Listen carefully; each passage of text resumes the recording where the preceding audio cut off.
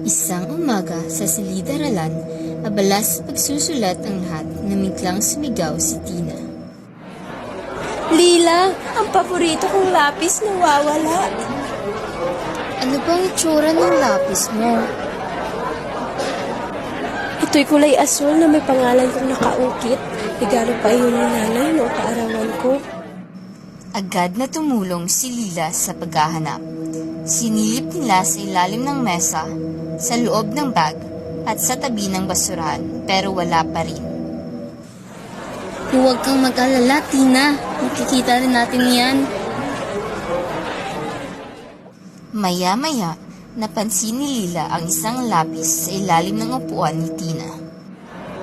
Tina, ito bang lapis mo? Oo, yan nga. Salamat, Lila. Napakabait mo talaga.